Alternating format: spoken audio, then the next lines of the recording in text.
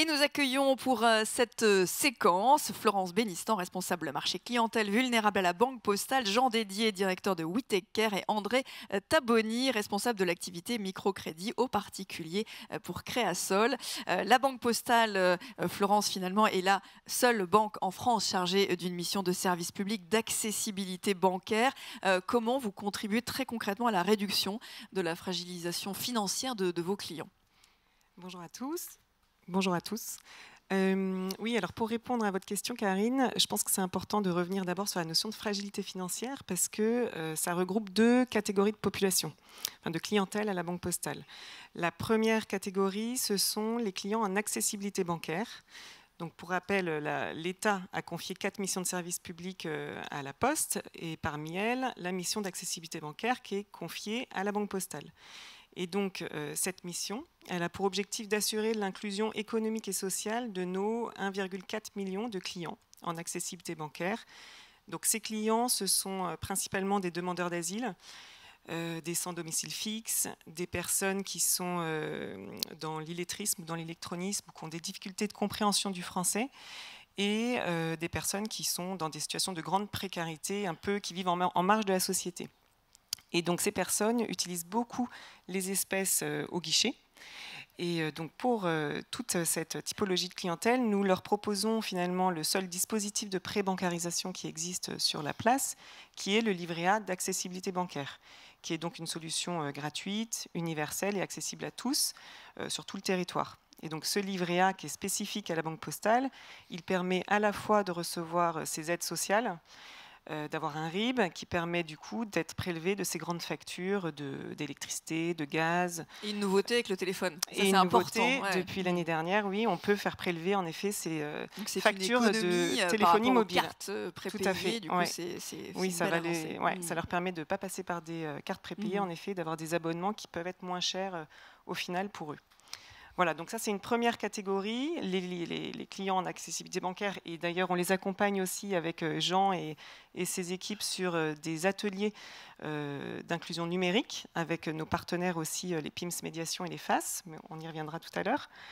Et puis la deuxième catégorie de population, ce sont les clients en situation de fragilité financière, et là ils sont 1,7 million à la Banque Postale, et ce sont des personnes qui souvent vivent sous le seuil de pauvreté, pour la plupart, mais qui sont aussi, pour d'autres, surendettés ou fichés à la Banque de France, donc qui n'ont pas de carte ou pas de chéquier, ou qui tout simplement rencontrent un nombre important de frais d'incident sur leur compte. Donc tous ces clients-là, ils sont par mesure de protection, ils ont leurs frais d'incident plafonnés à 25 € par mois. Voilà.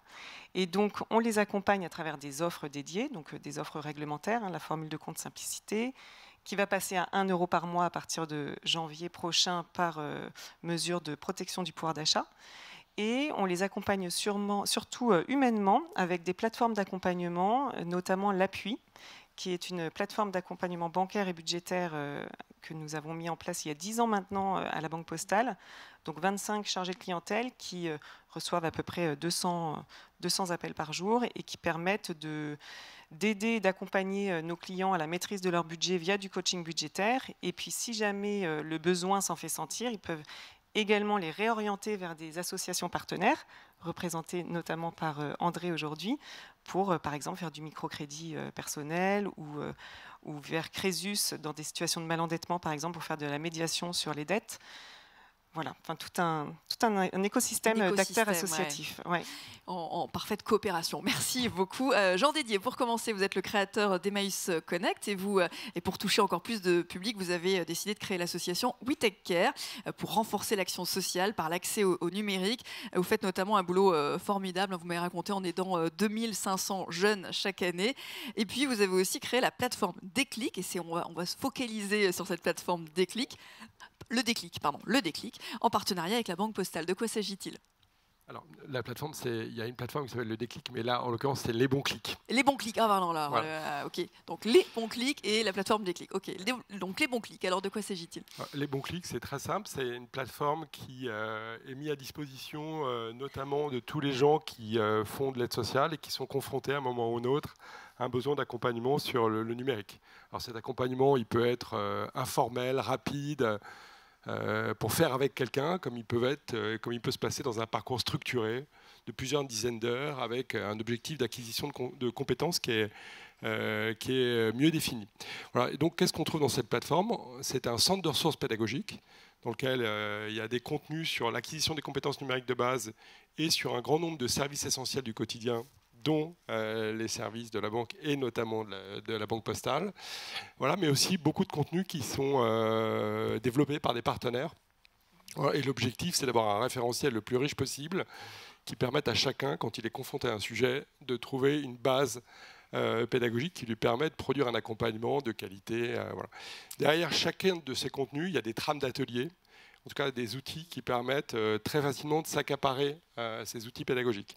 Voilà. Et ça ne s'arrête pas là, puisque le gros du sujet aujourd'hui, c'est une gestion de communauté. Donc depuis 18 mois, même quasiment 2 ans aujourd'hui, il y a 2000 aidants qui rejoignent chaque mois cette plateforme et pour lequel on propose des services en ligne, voilà, qui peuvent être alors ça peut être des articles sur l'ensemble des thématiques et tu sais pour qu'elles les sont former, les transversales. monter en compétence sur ces Voilà, sujets. leur donner des idées, les éclairer sur ce qui marche pas, et leur donner aussi des conseils très pratiques.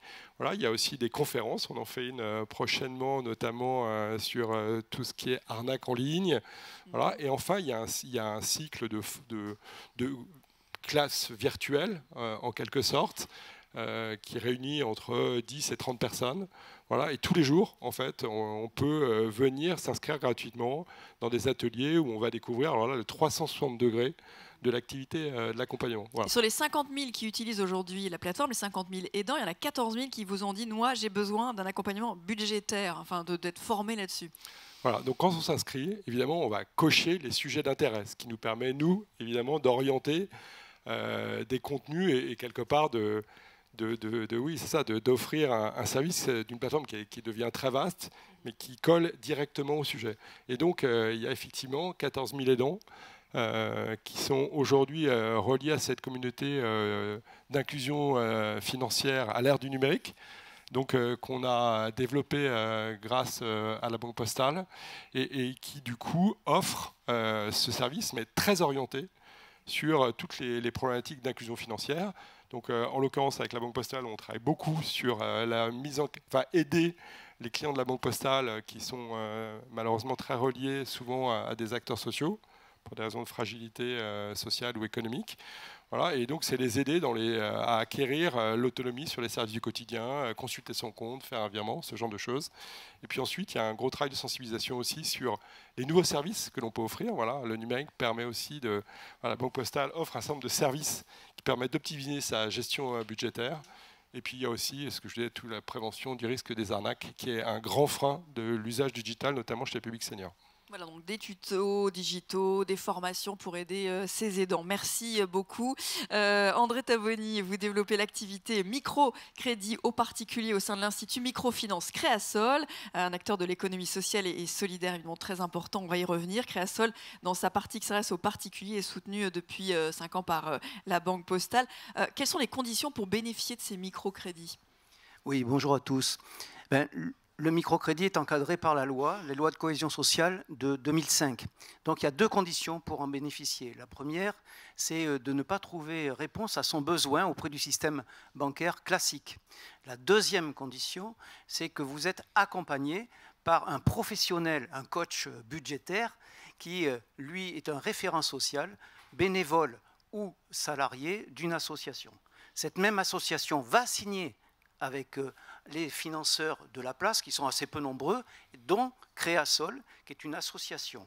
Et Créasol va, toujours au terme de la loi, faire monter le dossier qui sera entre 300 et depuis peu jusqu'à 8 000 €. Quel est l'objet de ce microcrédit? Dans l'esprit de la loi, c'était l'employabilité, c'est-à-dire que ça permet aux personnes soit de retrouver un emploi, soit de se maintenir dans l'emploi. Et aussi, d'une manière générale, une voiture quand on en a plus pour aller au boulot, par exemple, ça. C'est essentiellement des achats de véhicules, et de plus en plus d'ailleurs de véhicules propres grâce à la location avec option d'achat, mais c'est aussi, ça peut être une formation, ça peut être des soins de santé pour pouvoir exercer son activité. Qui est concerné? Alors, dans les profils aujourd'hui que l'on retrouve, c'est essentiellement des gens qui ont entre 35 et 45 ans. Ce sont un public essentiellement féminin, des femmes qui ont été séparées de leur conjoint et qui doivent retrouver du travail ou trouver du travail. Ce sont aussi des personnes qui, le plus souvent, ne vivent que d'allocations sociales. Et puis, la plupart d'entre elles, je dirais un sujet important pour elles, c'est qu'elles sont attachées, elles se font un point d'honneur à rembourser ce crédit. Oui, 9 sur 10 remboursent, hein, c'est ce que vous m'avez dit. 9 sur 10 remboursent, donc ça marche très très bien, je dirais. Alors c'est peu connu parce que 6 millions, vous m'avez dit, pourraient y avoir accès, mais en fait très peu en profitent. En fait, oui, les études de la Caisse des dépôts montrent qu'il y a 6 millions de personnes en France qui pourraient avoir accès au microcrédit. Mais en réalité, c'est un petit marché, c'est 20 000 dossiers par an. Vous imaginez 20 000 dossiers par rapport à 6 millions. Or, il y a deux sujets, et c'est là que Créasol a un rôle très important avec son mécène qui est la Banque Postale. C'est faire connaître l'existence de ce microcrédit auprès de cibles qui sont totalement éligibles, mais qui ne passeront jamais par une association en direct. C'est les acteurs dits traditionnels, qui font en gros 10 000 dossiers, eux, par an. Ce qui est important, c'est donc d'élargir en faisant connaître, mais aussi en développant, et là, Créasol est à fond là-dessus, en faisant émerger des plateformes digitales d'accompagnement à distance. Vous en avez une qui est en train de se créer chez Crésus, vous en avez une qui existe avec Younge, qui est le néo-courtier en matière de microcrédit, de crédit conso, et vous en avez un aussi qui est avec le Club Mobilité pour les locations avec option d'achat. Et enfin, il y en a un qui a été évoqué ici, qui est extrêmement important pour nous, c'est l'appui. Car les clients de la Banque Postale sont là un grand vivier pour tout ce qui est microcrédit. Rien que l'appui, il a 2000 demandes par an sans effort en demande de microcrédit. Donc il faut qu'on arrive à élargir les missions de l'appui pour pouvoir justement toucher et rendre service à ces gens-là. Merci beaucoup. Je reviendrai vers vous pour conclure avec l'anecdote que vous voulez partager. Dans le contexte inflationniste, Florence Bénistan, actuel, comment vous allez faire face à l'augmentation de la précarité de vos clients ? Alors oui, c'est vrai que les temps qui approchent vont être un peu difficiles pour notre clientèle et puis voilà, voir la pauvreté s'intensifier. Donc c'est vrai que là-dessus, on a décidé d'accélérer pour être le plus en prévention possible des difficultés financières. Et du coup, on a déployé 400 chargés de clientèle à distance sur tout le territoire pour pouvoir prendre en charge spécifiquement les clients qui ont des difficultés financières. Donc elles vont être formées, ces personnes vont être formées à la bonne posture d'écoute et d'empathie, parce que c'est souvent des coups de fil difficiles, et formées également au dispositif d'offres que la Banque Postale peut leur proposer, de réorientation aussi vers l'appui pour un accompagnement plus poussé. Donc voilà, d'ici la fin de l'année, ce seront 400 conseillers en plus qui auront un peu cette casquette pour accompagner les clients en difficulté financière. Ouais. Merci. Peut-être le mot de la fin, Jean Dédier, André Tabonnier, est-ce que vous avez un mot à... Oui, dernier message pour conclure. J'ai eu 3 cas comme ça, mais qui sont très représentatifs. Le premier, c'est une dame, 82 ans, qui avait juste besoin de 300 €. Elle ne trouvait pas pour réparer sa chaudière à l'entrée de l'hiver. Le deuxième, c'était un réfugié politique syrien, ophtalmologiste, et qui, en France, pour pouvoir exercer une activité, outre les qualifications qu'il a fallu repasser, il avait besoin de son permis de conduire qui n'était pas valide en France, et on lui a financé. Et puis le troisième, c'est une dame qui a été séparée de son mari violent, et donc qui ne pouvait pas trouver de crédit conso, tout simplement parce qu'il lui fallait le consentement de son mari. Et donc aucune banque ne l'acceptait. On a financé ça. Et je vais vous dire une chose, quand vous voyez les étoiles dans les yeux de ces gens-là qui finissent par trouver une solution, qui vont pouvoir continuer à avancer dans leur vie, retrouver confiance, je vous garantis, c'est un métier hyper gratifiant que l'on fait aujourd'hui. C'est du sens, c'est extrêmement utile. Et merci en tous les cas au groupe La Poste de l'aide qu'elle apporte pour pouvoir le faire, sinon on n'existerait pas. Mais bravo à vous pour votre engagement. Merci beaucoup.